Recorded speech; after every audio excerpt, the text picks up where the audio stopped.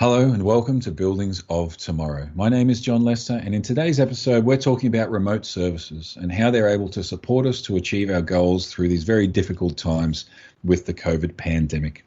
I'm joined by Heinz Litscher, who is the Director of Global Standards Implementation at Siemens Smart Infrastructure. Heinz, thank you very much for joining us. Hello, John. So, Heinz, we've talked before about remote services and what we mean by remote services. We also talked a little bit how technology has changed and what we have accessible to us today really enables to do more and more via remote services. Let's talk specifically about the last 6 months, the pandemic that the world as a whole is going through at the moment, and what remote services can deliver or offer to help support us through this process. Maybe to make that question clear, how does remote service, or what options do remote services provide to us in a time like today in a pandemic? Yeah, there are many examples. Take, for example, one, we have a shopping mall. Let's say it was closed down for that. Mm-hmm. And then the building is empty, so you don't want to keep them cooling, heating, or whatever it should be. So really you need to adapt that. So the same across with access control, with protection, intrusion, etc. Keep them, let's say, adapt them to the new situation. Mm-hmm. For example, a building, you cannot stop cooling or ventilation, because otherwise all the goods in the shopping center will be deteriorate. Mm-hmm. So really you need to pull them down in a controlled way that you don't get humidity, etc., but at the same time also that you're not spending too much energy. This is, for example, one example which you can really adapt really fast remotely.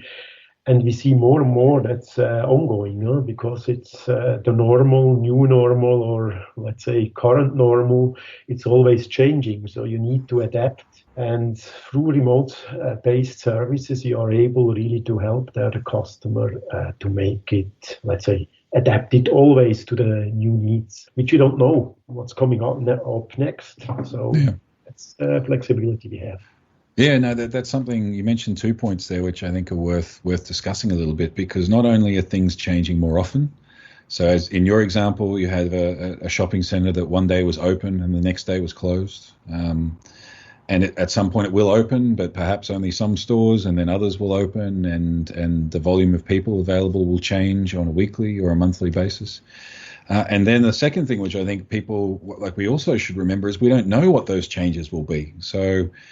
So often, if we had a building that was being managed by the building management systems, the control systems within them, and we were there 1 year and we made some changes to how that building operated, and then we returned, some months later and make additional changes. Often we kind of know what we're trying to achieve, right? We're improving energy efficiency. That flexibility and that speed that you discussed is essential in times like this when we can't address that effectively.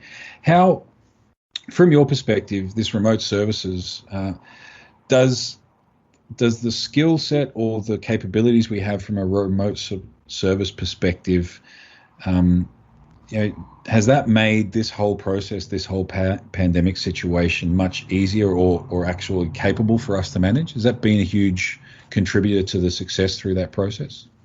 Yeah, for sure. If you have really experienced people which have been on site, and really you can use this experience and also through remote, then definitely it helps. Because otherwise, if you don't know the installations, you don't know the technologies and how they are interlinked and combined, etc., then it would be really a bad situation. So I think it's on the skill sets. You need to have high-skilled people to really make that happen. And then also what is nice is using, let's say, the fantasy of these people. For example, another nice example, it was at the beginning of the pandemic in a hospital in Spain in March, which was planned to open in autumn, and they pushed it to open it in spring to really have the COVID patients there. There was a high part, or always most, was done remote. from the technicians at home to really make it happen that they could open it for the, let's say, the patients there. Mm-hmm. Things like that. Before it always I said, "Ooh, it's not possible, it's dangerous, and we need to have it, etc." And during pandemic, we need to be, let's say, on the safe side. You really need to know what you're doing, etc. And let's say the level then is really more higher. It's more pressure, etc. Mm-hmm. But there will be found new ways how to do the things right. And I think this is the, let's say, call it a little bit the beauty of that there are possibilities to tackle to that. Yeah. I like one of the points you made there. Like, obviously, the remote services on a daily basis mean that there are less people, less in like personal contact, less risk. And when you look at an application like a hospital, obviously less people coming and going from a hospital in times like this is a positive thing. But I also like what you mentioned, that, you know, that it's almost the same technicians that in the past would have been on the site, you know, delivering the same level of quality or even higher in a high pressure situation in a shorter period of time, and they're able to do that remotely, which I think.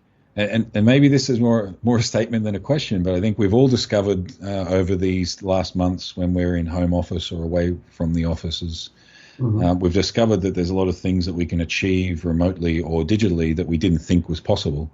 Is this also true for remote services? You know, have we discovered some capabilities that we would not have accepted as possible in the past?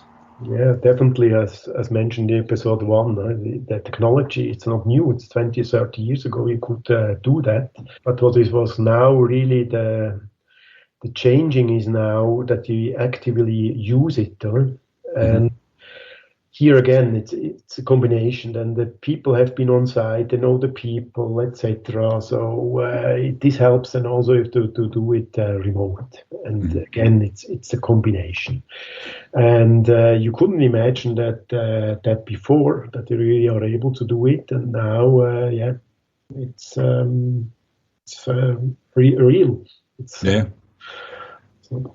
It's an amazing thing.